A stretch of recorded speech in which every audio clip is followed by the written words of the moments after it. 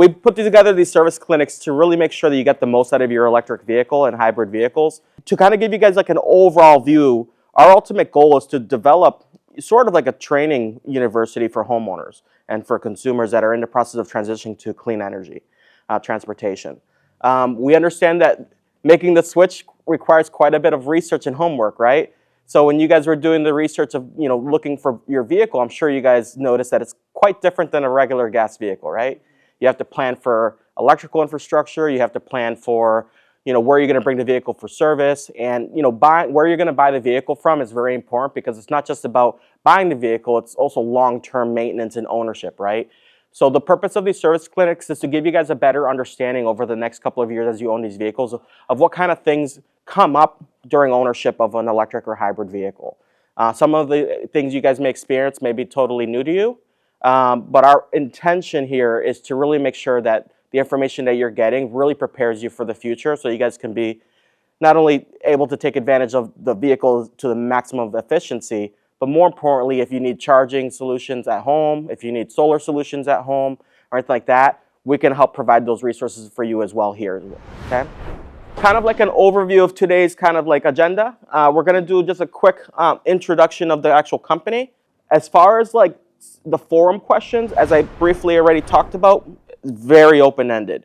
There's questions that come up as far as like what's going on with Tesla right now, what's going on of the major manufacturers, what's going on with charging infrastructure nationwide and EV incentives and rebates that might come up. I'm happy to talk about some of those things. Each one of us have a specific core specialty. So I specialize in the EV infrastructure, so I do a lot of the planning, designing for charging stations and also solar infrastructure. So I can go more in depth on those things for home and business solutions. And then our other team members are going to be experts in the actual EV technology, software, firmware, and actually physical components of the actual vehicles itself. So hopefully by the end of today, you'll have a holistic comprehension of EV ownership long term. So to kind of give you guys a little bit of background as far as the company and why we started this business, we actually foresaw, so our founder, Al Salas, we all came from the automotive industry. I started in the automotive industry in 2007 at Toyota and went to Lexus afterwards. And we've been very fortunate to kind of see the industry progress over the last 10, 15 years. But one of the things that we started noticing is that a lot of manufacturers, especially dealerships, were kind of resistant to EV vehicles. It's a totally different business model. You have to train the sales consultants totally differently. So it's a very different philosophy of selling, right? With electric vehicles, you don't just sell the car. You have to really plan for this. And so you have to make sure that your consumer is really set up to have the best experience. Because if you're a consumer considering buying an electric vehicle and you don't have any chargers near you, you don't have a charger at home, and you don't have a charger at work, you have to do some planning to make sure it's the right type of EV for you and really make sure that you can take advantage of the rebates, the incentives, and also make sure that the vehicle that you're actually getting has the sufficient amount of range that you need. Right? So those are all factors that go into EV ownership. And those are some of the things that Al started to notice kind of early on. And when he invited me to join the company early on, we were doing a lot of research. And what we were noticing about the research is that there was a lot of information.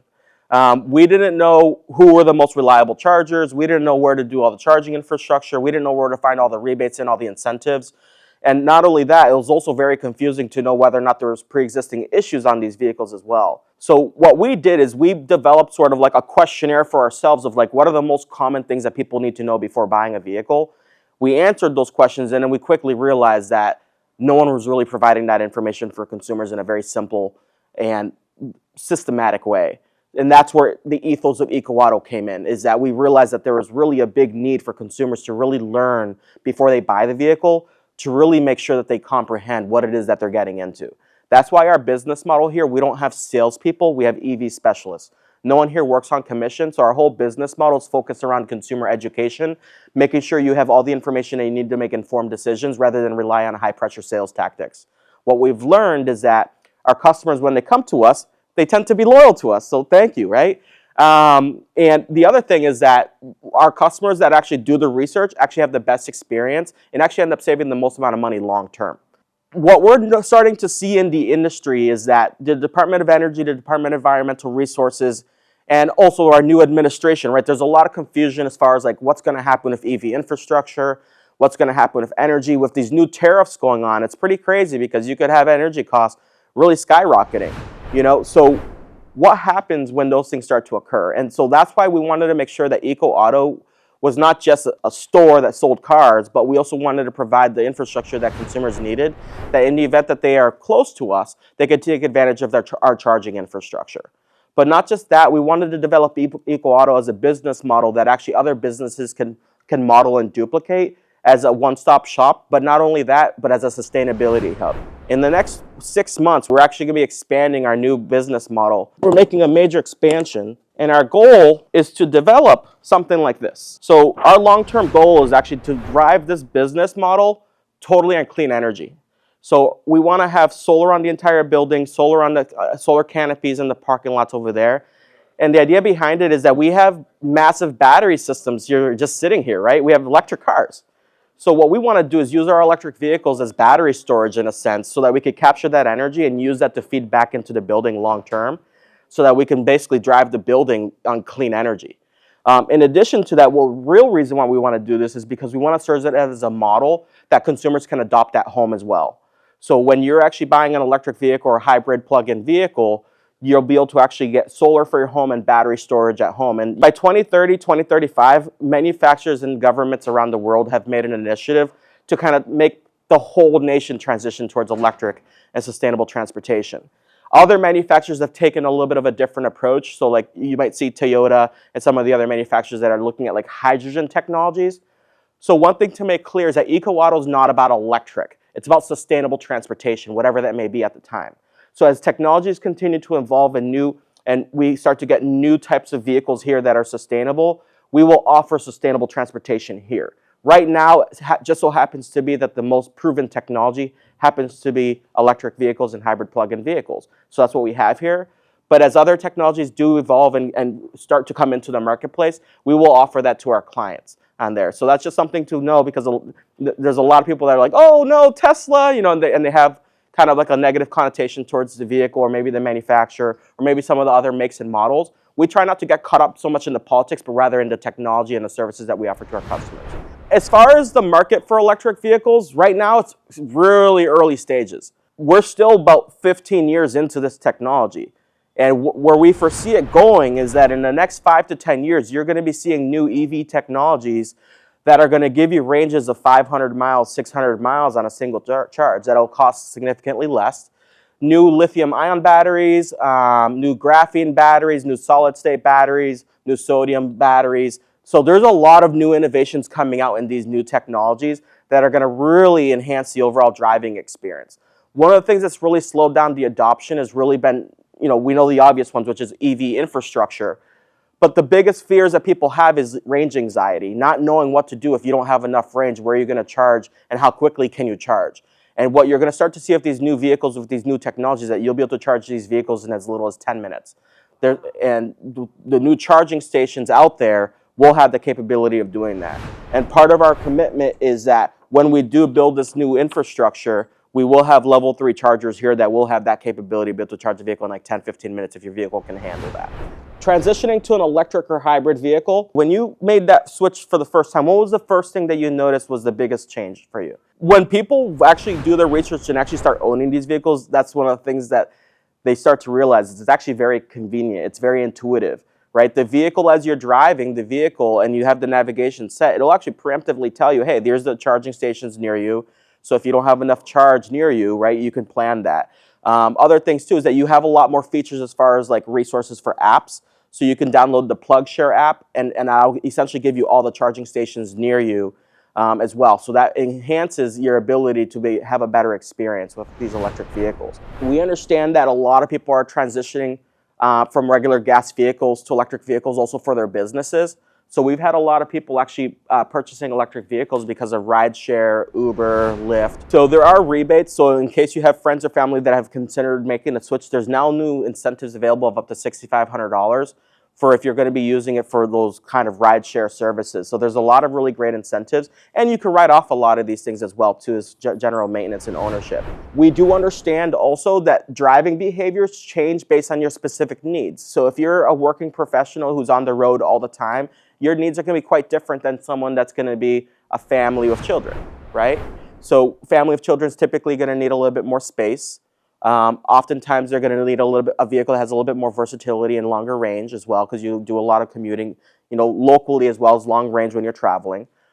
So these are all things that we try to help when you're going through that purchasing process. Those are things that we try to help you with to make sure that you're really picking up the right vehicle for your lifestyle, and also more importantly, making sure that the vehicle is going to be suitable for your specific needs. Because the last thing you want is to have a vehicle that's big enough but doesn't really quite have the range that you need or the charging capabilities that you need on there. So those are all factors that we try to make sure that we take into consideration when we're helping you. And then long distance commuters is a big one. We have a lot of working professionals that need to be on the road for 200 to 300 miles out a day. They have a lot of one-way trips, and so having the ability to be able to charge the vehicle quickly is going to be important. Not every vehicle can charge incredibly fast.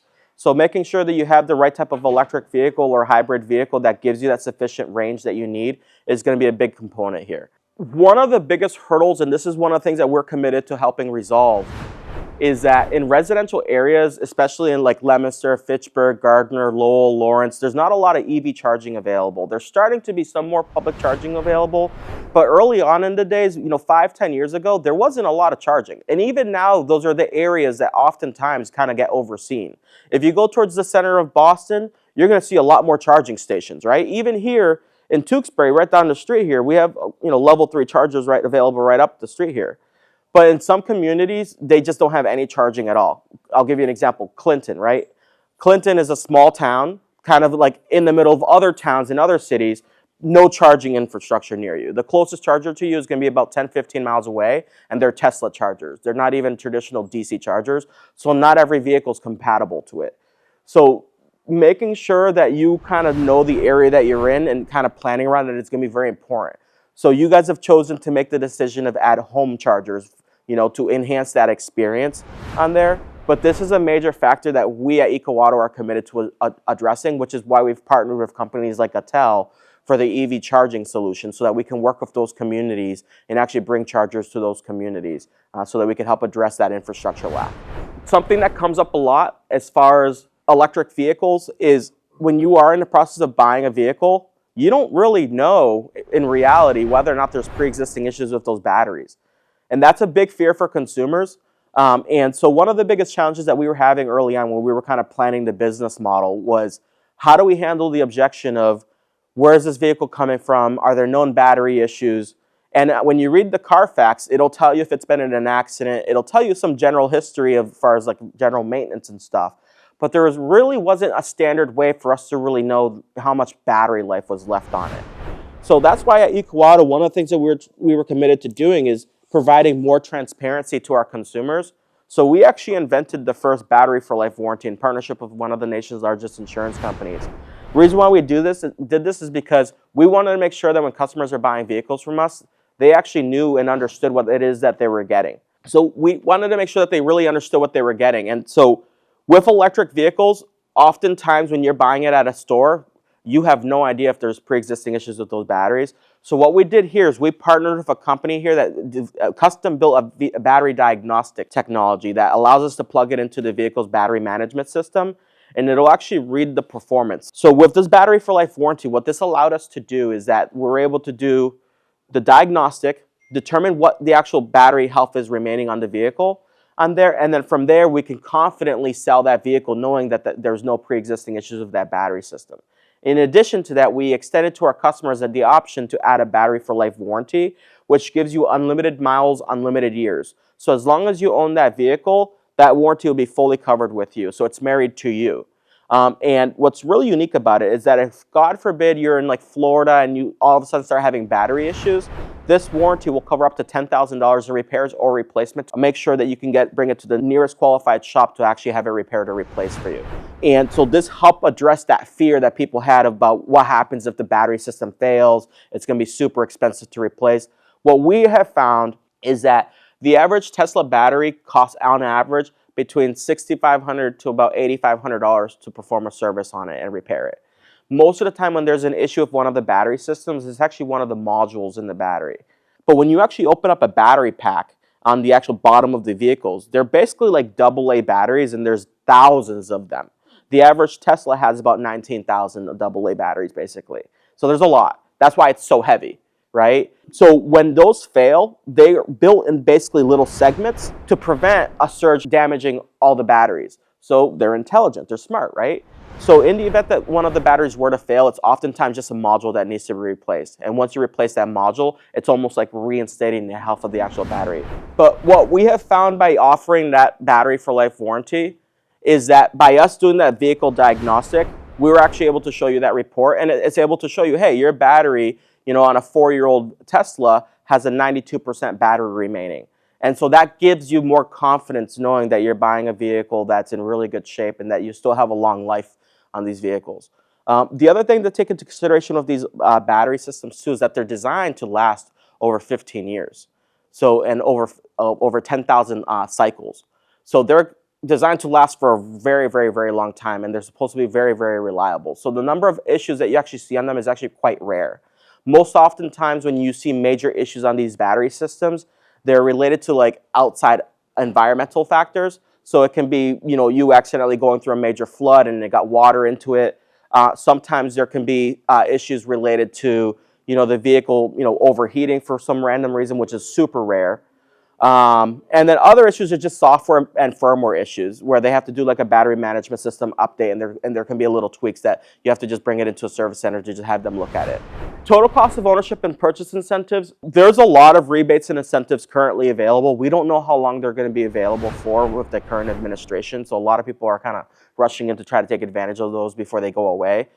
There's up to $10,000 available in rebates and incentives, as you guys can see right over here. But the other things too is that as far as average operating costs as well, and I'll have Scott, our service manager, dive into a little bit more in detail, but the average cost of ownership is about $5,000 cheaper over the course of 5 years compared to a regular gas vehicle or ICE vehicle. Main reason for that is you just don't have as many moving components. You don't have as many petroleum-based components on there. You don't need to have oil or as many lubricants on it. And then the other factor of it too is that a lot of it's electronic on there, so those components all kind of stay centralized in the actual vehicle itself. And then as far as fuel savings, earlier you were sharing with me that on your Infinity you're averaging about $100 a month, and you've had it for 3 weeks now and you haven't had to fuel it up yet. That's awesome. So significant improvement overall. Another reason why we kind of chose the route of EcoAuto is we actually have a large commitment to sustainability and environmental stewardship. Beyond what we do here with these service clinics and what we do with sales, service, and tech and chargers and stuff, we do a lot of community outreach with community farmers.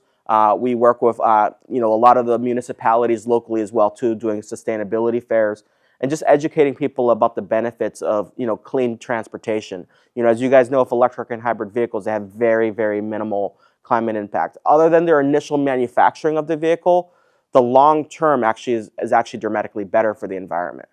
Way we look at this problem is that with sustainability, we didn't create the problem, right? We're not a new car dealer, right? We didn't create the demand for these vehicles. We are a pre-owned dealer.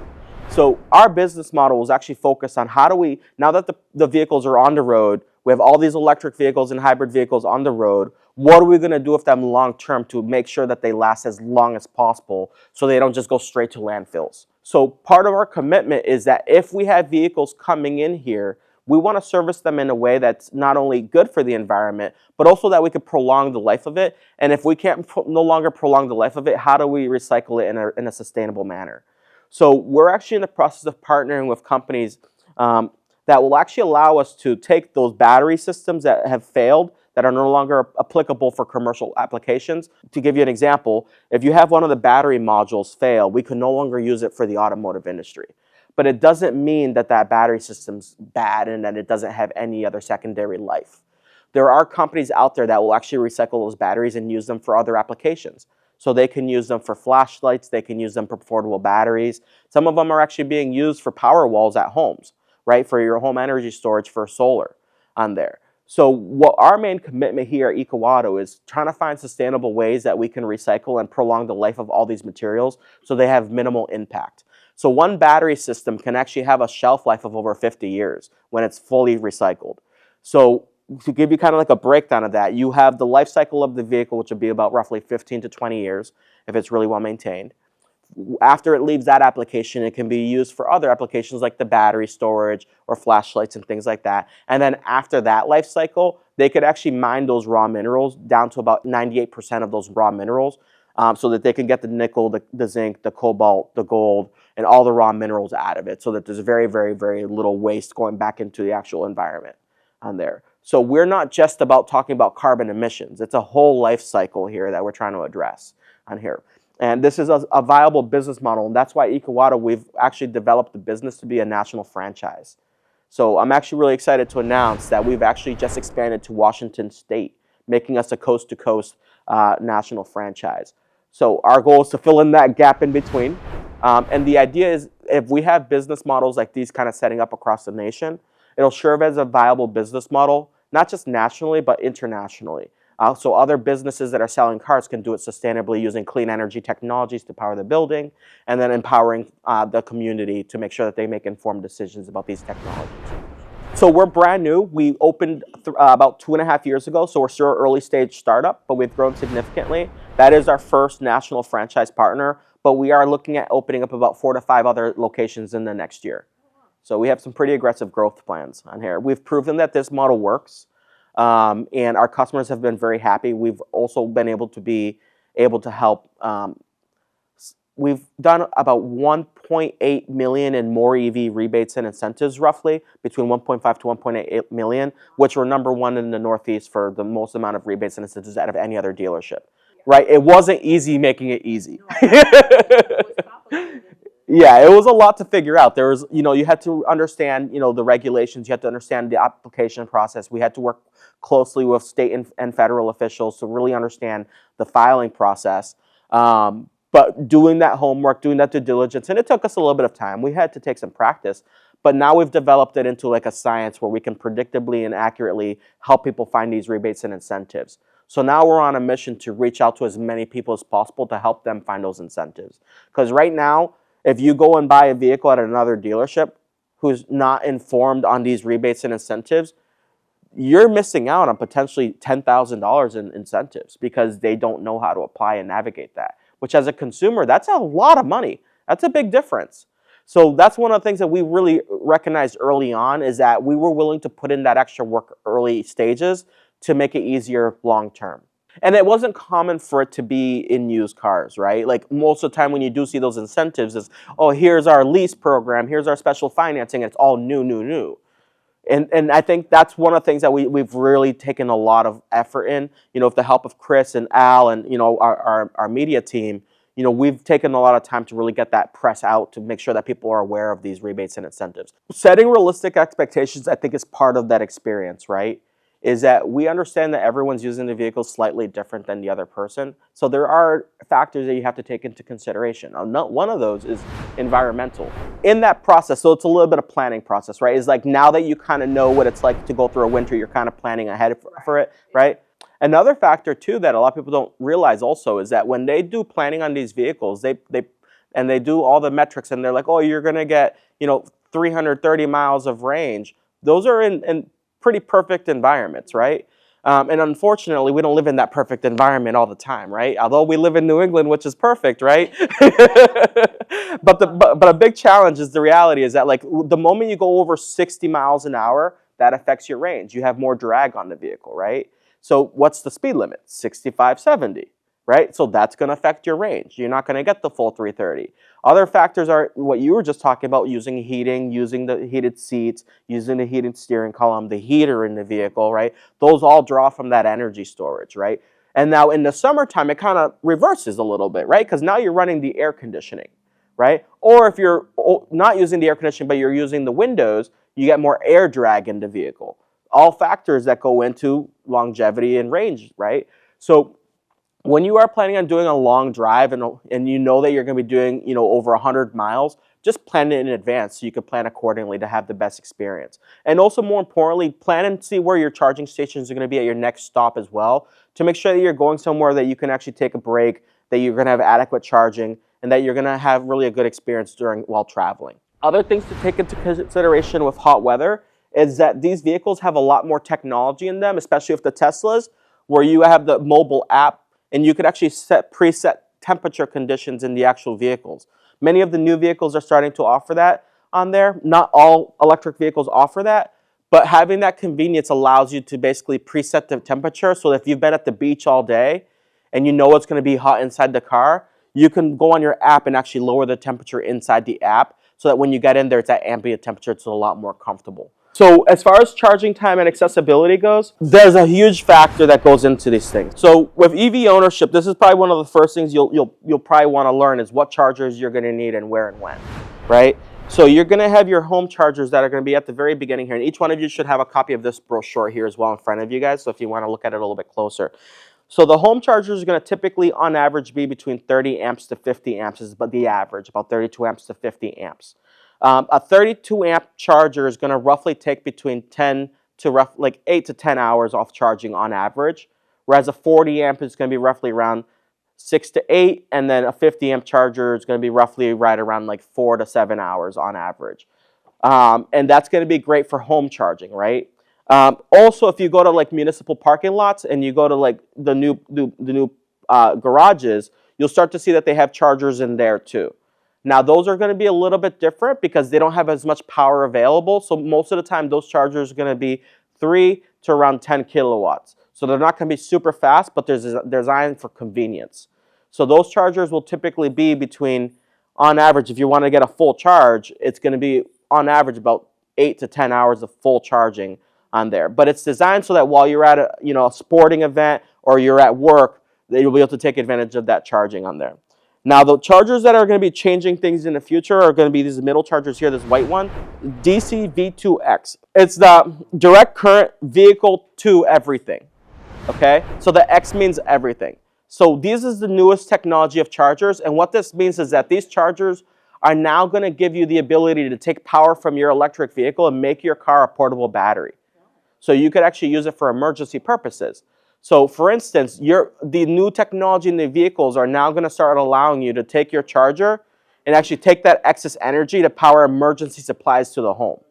So if you have an electrician, they'll be able to actually properly set up your electrical box to do the distribution of energy, but this charger will be able to work as a backup generator for your home in theory. So the biggest challenge of reason why it hasn't gone mass yet and it hasn't been widely used is really the utility companies.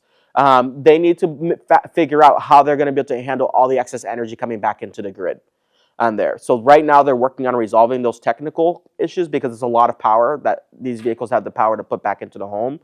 But if you have like a portable battery storage at home or a power wall at home, you could actually take that energy and actually use that to charge that battery system so that you can use that for your emergency supplies at home on there. What's really great about this charger too is that you could actually use it if you go, for instance, camping on there, and they have access to one of the 1450 outlets. You could have it converted to a 1450 outlet, and you could actually take that excess energy back in, and you could use it to power things like computers. You can use it to have like portable storage at your home, on a campground, or anything like that on there. So there's a lot of versatility that these charging systems are going to allow you to do. And then in addition to that, they're going to have new charging cables coming out too. For different electric vehicles that you can actually buy just the cable, and it'll actually have adapters for it. So it'll have like a 120 plug to it. It'll have a USB to it, a C-type plug to it. So if you need to charge your computers, phones, or anything else, you can do that from the car's electric battery system also on there as well. And then you're going to have residential and commercial applications for the AC chargers, which are going to be the business chargers. So these chargers over here are going to be best for like fleets. So if you're going to be using it and you're going to have like an Amazon fleet of the trucks that are all electric, this will allow you to do that with those fleet vehicles. And then the AC Ultra, which we see over here, chargers like that are what you're going to see at like shopping centers. And then also at like if you go to like a Six Flags or something like that, they'll have those level 2s. Those will be the types of chargers that you'll be seeing, those level 2 chargers. And then finally, the ones that are going to be the biggest impact for when you're traveling is going to be the level 3 big ones. These are the DC fast and DC high power.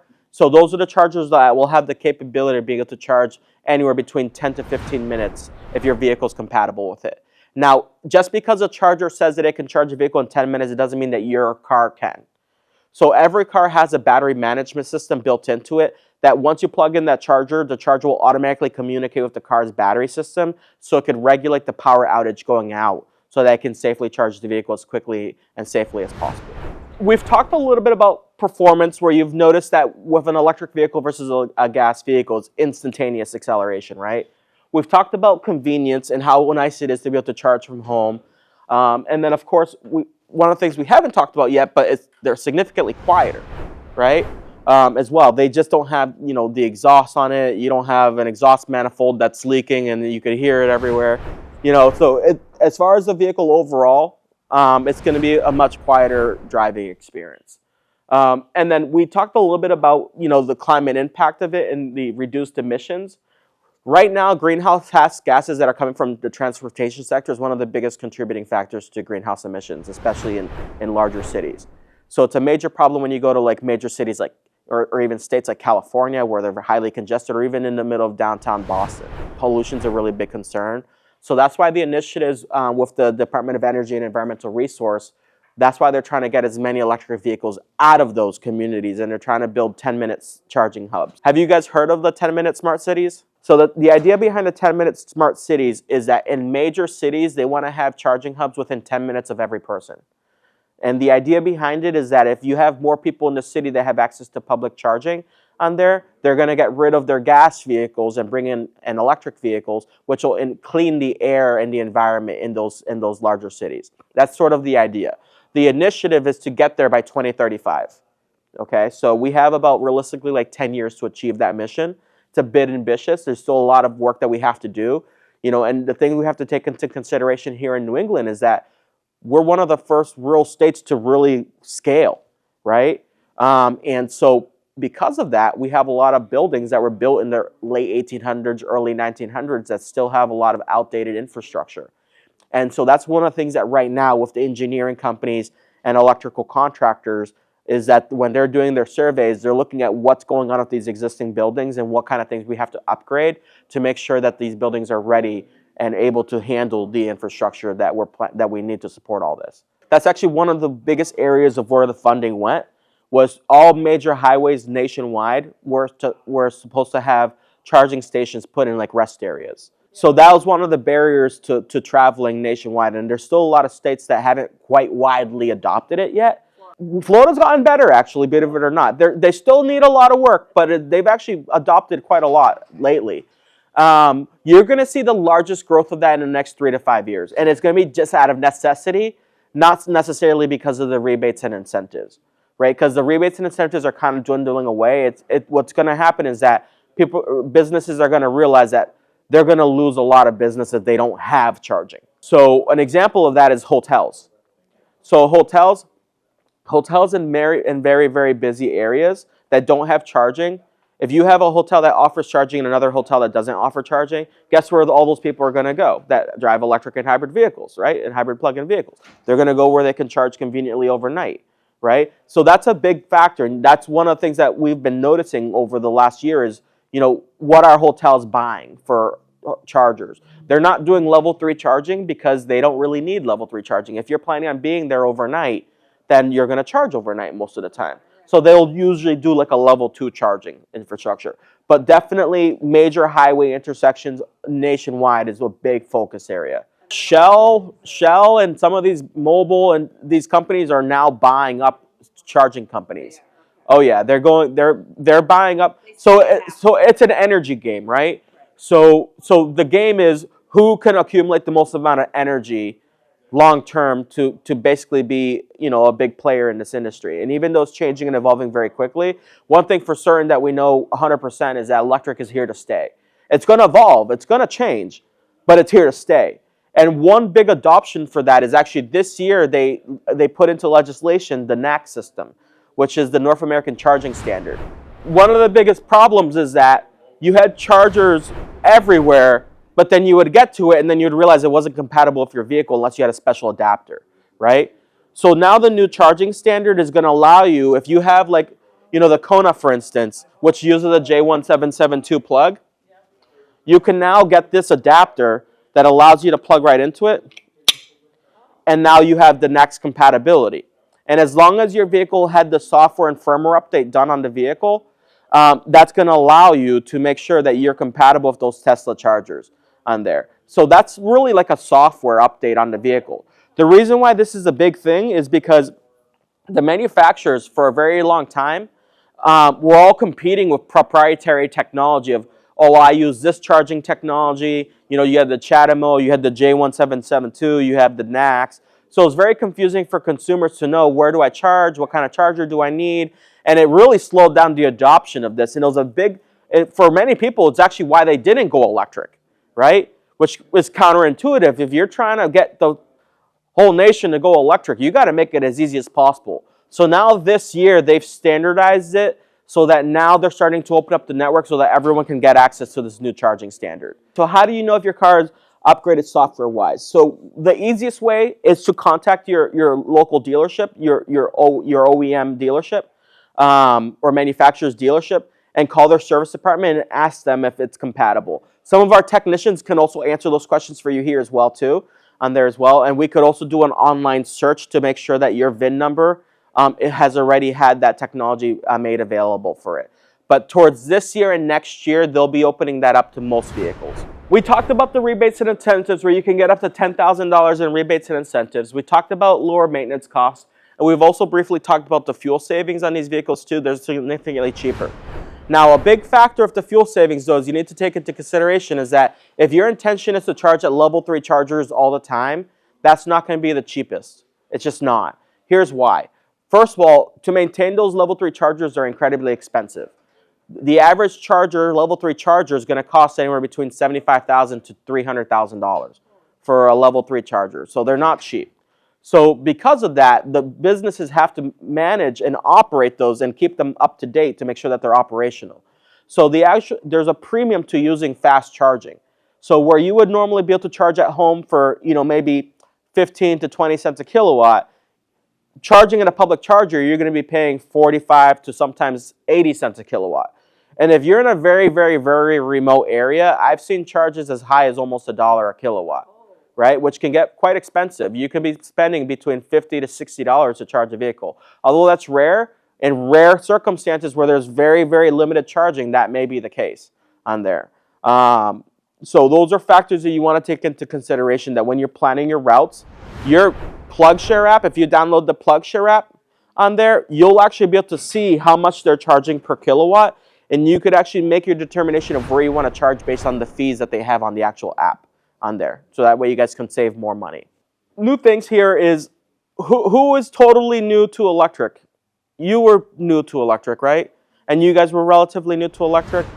With new buyers, one of the biggest challenges that they have to take into consideration is, if they are going to be buying an electric vehicle, do they qualify for all the rebates and incentives? If they're comparing apples to a gas vehicle versus an electric vehicle, there's quite a bit of math that kind of goes into that to kind of compare apples to apples. And that's one of the things that we want to try to help you navigate here, especially when you're going to be making the switch and you're buying a totally different type of vehicle with totally different features and technologies. You want to make sure that some of these vehicles have subscription models built into them that you have to pay into. So if you want to use the full self-drive feature, for instance, that might be $199 a month in addition to what your existing payment is. So those are all little kind of things that you want to take into consideration of these electric vehicles, that they're basically computers on wheels, and you can add extra features to them if you need to for added convenience. And then we briefly already talked about cold weather and things that you guys can do. So some recommendations in the cold winter time is preheating the vehicle while it's still charging is going to increase the longevity of that battery system. So yeah, so while the vehicle's still charging, start heating the vehicle. Yep, turn it on and start warming up the car while it's still connected to the charger. That'll help improve the actual longevity of the vehicle while you're driving on the highway, because the battery's already warmed up on there. So some vehicles, so if you start heating it immediately after you've unplugged it, that's going to draw that excess energy towards heating the vehicle. So for yourselves that you want to make sure you're as comfortable as possible, that might be a nice little tip that you guys can do. Maybe like 10 minutes, not super long, but you want to make sure that you have to give the battery an opportunity in the car, an opportunity to warm up on there, and that'll help improve the range. And then as far as the battery coverage, we talked about it briefly, and we'll talk a little bit more during the actual walkthrough on a vehicle. And then as far as like benefits and peace of mind, these are kind of high level things that we've already kind of talked about, and I'm kind of just retouching on them towards the end of this slideshow. But the biggest things you want to make sure of is that when you're getting the battery for life warranty, you want to make sure that, so currently the alternative is that you have your 10-year, 100,000 mile warranty for the battery system, right? But then after that 100,000 miles, what happens after that? So that's why we have the battery for life warranty, to make sure that you have that lifetime coverage as long as you own it. It's unlimited miles, so it's very different from any other warranty that you can actually get available in the marketplace. And there, because most of the times they're restricted by 100,000, 150,000 miles. This is unlimited miles. As long as you own that vehicle, it's covered. And then as far as the zero replacement cost, this will cover up to $10,000 for any of the components that you need to replace in that battery system as well on there. And then as far as costs go, for the battery for life warranty, there's only one cost. So you would have a deductible of $250. So if, God forbid, you ever had a claim and you had to put in, to have the battery system replaced or repaired, there'd be a one-time $250 deductible that you would have, and that would be it. So it's very transparent. Other than the cost of actually buying the battery for life warranty, it would just be that one deductible, and that's it. And you can use it as many times as you need to. So if, God forbid, in 5 years from now the battery system fails and you have it serviced, it'll cover that. And then, God forbid, it happens again 3 years later, it'll cover that. And if it happens again another 3 years later, it'll cover that on there. So you can get your money's worth literally the very first time you use it on there. God forbid, hopefully you don't ever have to use it, but that's what it's there for. It's for that complete peace of mind. What we were talking about here is people used to talk about why they don't want to buy an electric vehicle and their fears of how much it costs to replace a battery. So what makes battery replacements really expensive is not just so much the battery itself, it's the actual work, the labor that goes into it, a lot of time that goes into it. Between the troubleshooting, the diagnostics on it, and then getting the actual work to replace all that battery system can be very expensive. And so some companies will only replace the battery and they won't actually repair it. So you'll have to pay the full $15,000 to $20,000 to do a full replacement. Here we have the capability of being able to do the repair on it because we operate with using the Right to Repair Act.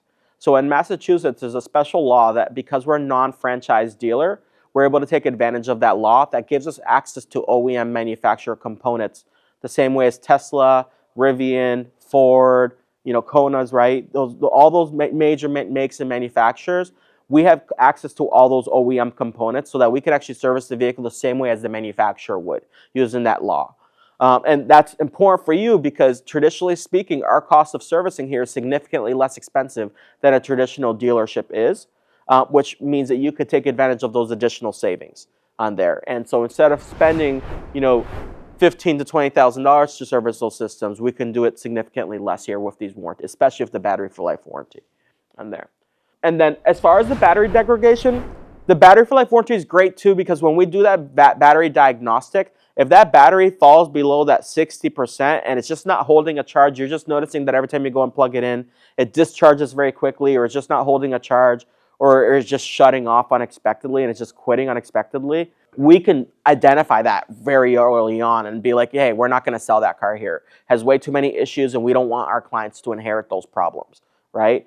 But God forbid, that happens to you and you've owned your vehicle for 5 to 7 years, with that battery for life warranty, that's where it's great to have it. In that event that does happen, you have that coverage available.